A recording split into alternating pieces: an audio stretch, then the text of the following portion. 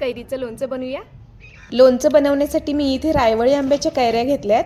तर सर्वात आधी कैऱ्या धुवून घेऊया, मग एका कापडाने पुसून अगदी कोरड्या करून घ्यायच्या आणि मग आपल्याला हव्या तशा बारीक किंवा मोठ्या कैरीच्या फोडी कापून घ्यायचे।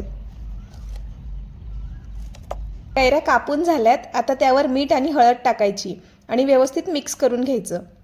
आता ह्या कापलेल्या कैऱ्या अशाच रात्रभर झाकून ठेवायच्या। हळद आणि मीठ लावल्यामुळे असं कैऱ्यांना पाणी सुटतं। आता हे पाणी काढून टाकायचं आणि ह्या कैरीच्या फोडी उन्हामध्ये सुकत ठेवायच्या। हे बघा, कैरीच्या फोडी चांगल्या सुकलेल्या आहेत। आता एका भांड्यामध्ये थोडं तेल घेऊन चांगलं गरम करून घ्यायचं आणि त्यामध्ये दालचिनी, लवंग आणि काळी मिरी टाकायची।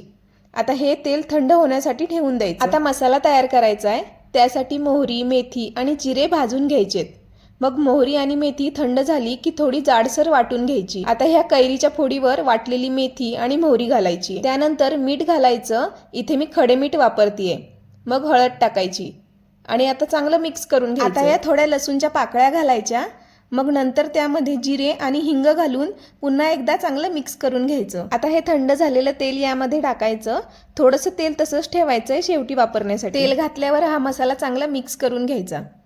आता एका काचेच्या बरणीमध्ये हे लोणचं ठेवताना आधी मीठ टाकायचं आणि मग लोणचं भरून ठेवायचं। आता मगाशी उरलेलं तेल यामध्ये घालायचंय। मग त्यावर मीठ आणि थोडं हिंग टाकायचं, म्हणजे बुरशी लागत नाही। आणि आता झाकण लावून हे लोणचं 10 ते 15 दिवस मुरायला ठेवायचं।